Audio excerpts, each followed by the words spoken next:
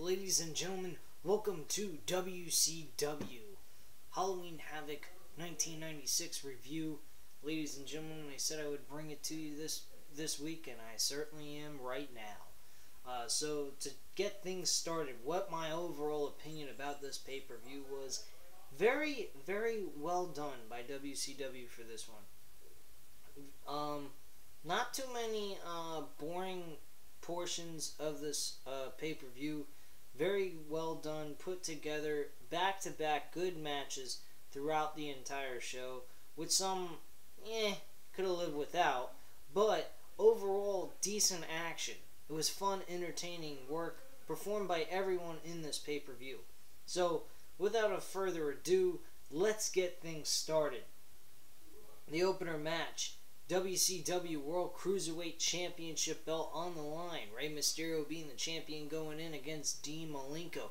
Not much to be said here. These two guys are outstanding performers back in their time, and this definitely shows it. Just those two names right there alone tells you what this match was. Definitely great in-ring action. Match lasted for 18 minutes and 32 seconds. Not much you can ask for an opener to a WCW pay-per-view. Really awesome, unbelievable match. Good action, back and forth. Everything was entertaining and well done by both men in this match. Dean Malenko won the Cruiserweight Championship from Rey Mysterio in a great ending. Diamond Dallas Page facing Eddie Guerrero in a 13-minute and 40-second match. This match was pretty decent too, except the ending was a bit stale. I think the ending should have happened a little bit sooner, simply because they were building momentum, and then as the match further went, the more boring it got. That's the only downside about the match. But once again, Diamond Dallas Page, Eddie Guerrero, what more can you ask for a match? So, I mean, definitely, great match. Dean Malenko, Rey Mysterio, I give that match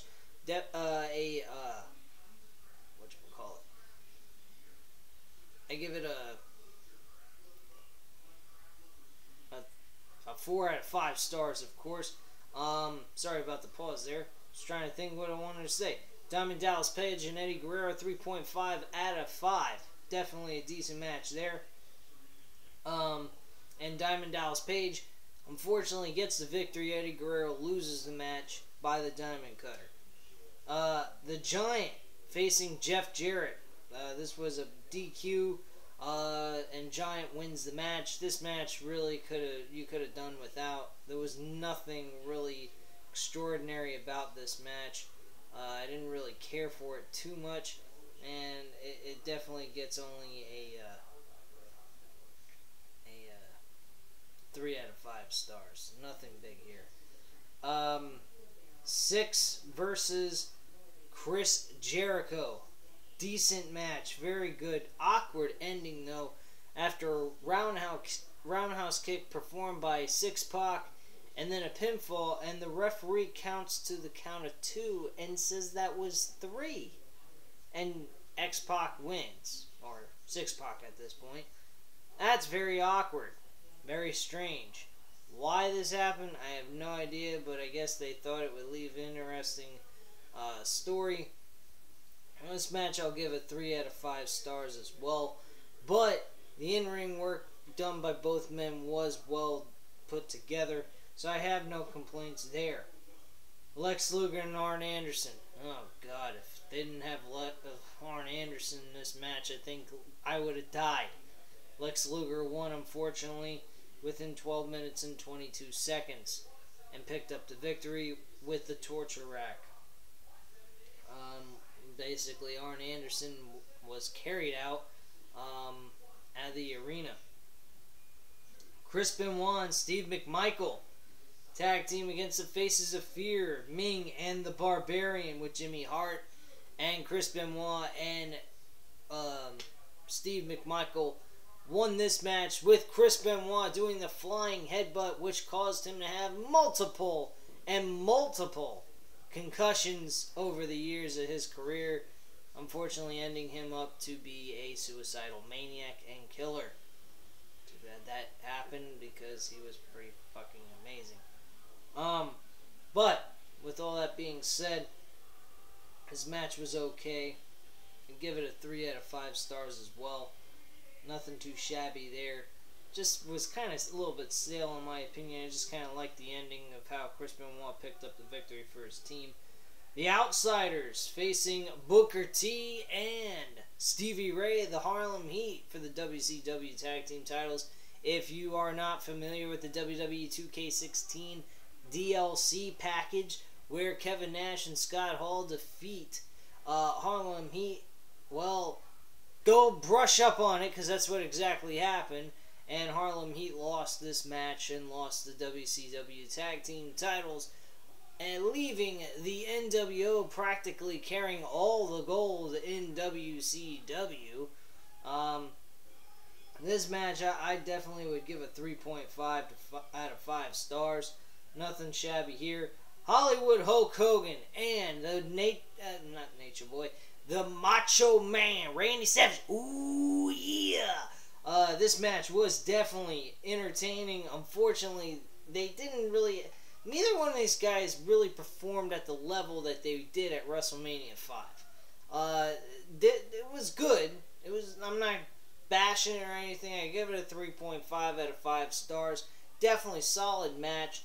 But the issue with it was the action in the ring was kind of yeah. But the story to it was very good. That's what made this whole thing worth watching. It was the only thing that was being used properly on the whole fucking show of Nitro.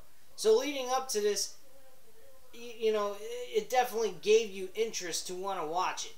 And it was really good. It was a decent match, nice ending, and then the end of the show, for about 10 minutes, we get to see Rowdy Piper entering the ring and pretty much shooting off his opinion, feeling that he is just as a bigger star as Hulk Hogan is. After Hulk Hogan, unfortunately, actually walks away retaining the WCW heavyweight title in a screwjob finish, no less, by the giant choke slamming Randy Savage on outside of the ring with the referee knocked out. But Roddy Piper goes in the ring, discusses how he feels about Hulk Hogan and his whole brigade of goons. And this goes on for quite a while. Hogan expresses his opinions as well, and as they're going off the air, they cut out in the middle of the conversation, leaving you with a hanger with the whole storyline being started up with Hulk Hogan and Macho Man Randy Savage. Or, Hulk Hogan and Rowdy Piper, excuse me. So, a great new start to a new storyline. So, interesting way to start the storyline on ending the pay-per-view.